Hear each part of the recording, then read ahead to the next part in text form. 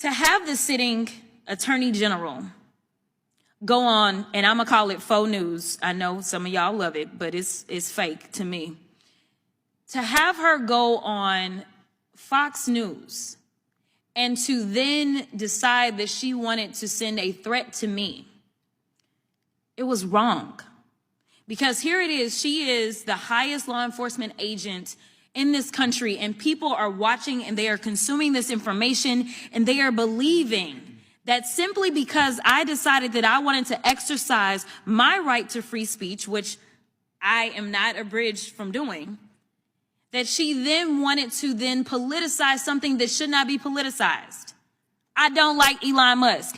I'm going to say it 50,000 times. I don't like him. I don't like that he going out there and he firing people. I think that he's a crook because somehow the rest of us can't sit around and get whatever federal contracts we want. The rest of us can't sit around and get law enforcement and get them somehow ordained as federal law enforcement to protect him. The rest of us can't get our dealerships protected by the federal government. That is somebody that is operating above the law.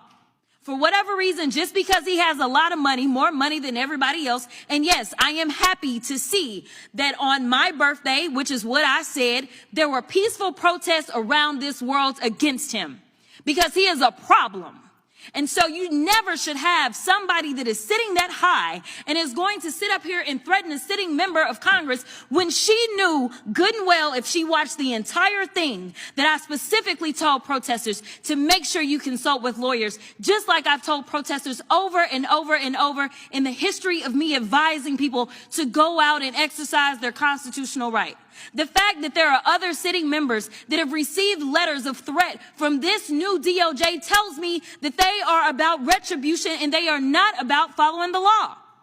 The final thing that I will say is that this election, I didn't ask you a question. The final thing that I will say is that this election is the best example of why y'all are so afraid of diversity, equity, and inclusion, because then you can't have a simple-minded, underqualified white man somehow end up ascending. Instead, you've got to pay attention to the qualified black woman that is on the other side. And with that, I will yield. You know what? This hearing is actually the best example of what waste, fraud, and abuse looks like, because the only reason we're having this hearing is because somebody got their feelings hurt in a debate.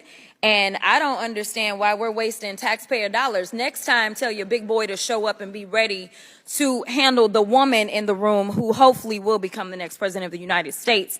Nevertheless, while we do have two amazing authors from Project 2025, which it seems like everybody got the memo, like, yes, I'm going to double down and say it's my thing, but I'm going to make sure I also say that it ain't our homeboys thing, because we know that it doesn't poll very well with the American people, because the American people are woke enough to recognize that there is nothing good in it for them. You engaged in an exchange earlier with one of my colleagues, and I don't know if you recall, but it was hitting me a little differently as a black woman sitting here, because it almost seemed as if you either get diversity or you get qualifications.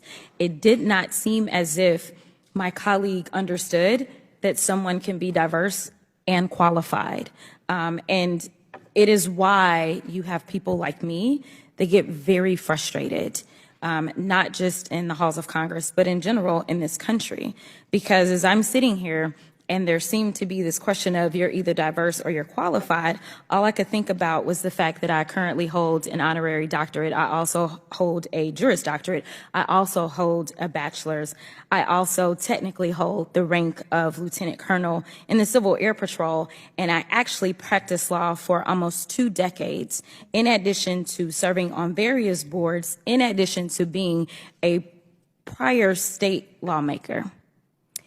And there are those that would make some people believe that because I happen to be black and or a woman, that somehow, even though I can rattle off all the qualifications in the world, my blackness makes me unqualified. That's Ms. Crockett from Texas. Thank you so much. You know what? This hearing is actually the best example of what waste, fraud, and abuse looks like, because the only reason we're having this hearing is because somebody got their feelings hurt in a debate. And I don't understand why we're wasting taxpayer dollars. Next time, tell your big boy to show up and be ready to handle the woman in the room who hopefully will become the next president of the United States. Have you ever heard them say "if" since we've been sitting here for I don't know how long? Yes, I've been taking a tally. Oh, okay. Can you show us? Can you tell us what the tally is? More than 35 times, the Republican witnesses and Republican members of the committee have used the word "if." Thank you so much for that. Because honestly, if they would continue to say "if" or Hunter and we were playing a drinking game, I would be drunk by now. Because I promise you, they have not talked about the subject of this, which would be the president. But let me tell you something that was so disturbing as I walked in to this chamber today. As I prepared, I said, what is the crime? Because when you're talking about impeachment, you're talking about high crimes or misdemeanors. And I can't seem to find the crime. And honestly, no one has testified of what crime they believe the president of the United States has committed. But when we start talking about things that look like evidence, they want to act like they blind. They don't know what this is. These are our national secrets. Looks like in the shitter to me. This looks like more evidence of our national secrets, say on a stage at Mar-a-Lago. When we're talking about somebody that's committed high crimes, it's at least indictments. Let's say 32 counts related to unauthorized retention of national security secrets, 7 counts related to obstructing the investigation, 3 false statements, 1 count of conspiracy to defraud the United States, falsifying business records, conspiracy to defraud the United States, 2 counts related to efforts to obstruct the vote certification proceedings, 1 count of conspiracy to violate civil rights, 23 counts related to forgery or false document statements, 8 counts related to soliciting, and I could go on because he's got 91 counts pending right now. But I will tell you what the president has been guilty of. He has unfortunately been guilty of loving his child unconditionally, and that is the only evidence that they have brought forward. And honestly, I hope and pray that my parents love me half as much as he loves his child. Until they find some evidence, we need to get back to the people's work, which means keeping this government open so that people don't go hungry in the streets of the United States. And I will yield. Let me ask each of the mayors, just yes or no. Have any of you been made aware of any immigrant that has had 34 felony convictions that has still been able to roam around in your cities? Anyone? No, ma'am. 34 felony convictions. No, from the Congresswoman. immigrants. Anybody? I'm not aware. Oh, okay. I'm just curious because we are so concerned about crime, and I know that my Republican colleagues would never want anybody with 34 felony convictions roaming around because that could be a danger to the community. But I will move on. Because essentially what you're saying is that black people, we know y'all know all about going to jail. To be clear, this guy has 34 felonies. I've never been arrested for a traffic ticket. I do want to be clear that there are black folk that haven't actually experienced jail. I have been in jail, obviously, as a former criminal defense attorney. But I do want to be clear that, as Kendrick Lamar says, they are not like us. He is not like us. So for my clients, I've never had one that had this many charges pending against them, but I've never had anybody come close to him and somehow still be walking free pre-trial. That's not how we get treated when we end up getting locked up. I mean, it is really awful. And I know right now people are asking whether or not their IRS refund checks are going to be affected. We don't know if this is more DEI.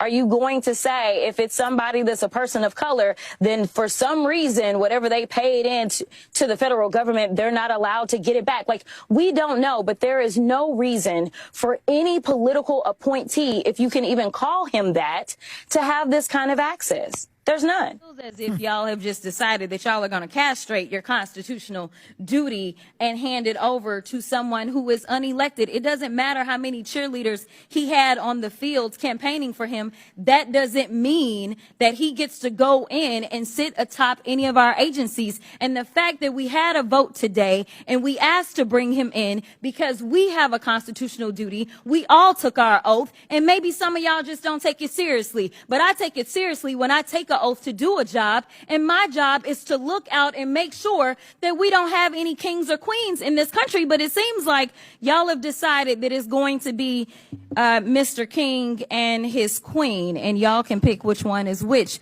Time for us to say, Mr. President, guess what? Russia invaded Ukraine. Can we at least agree on that one? Facts matter. Y'all, this is literally potentially putting us into an international crisis. We may be heading towards the next world war because we have a president that wants to pal around with Putin and wants to do everything to make him feel good, including lying about who invaded who.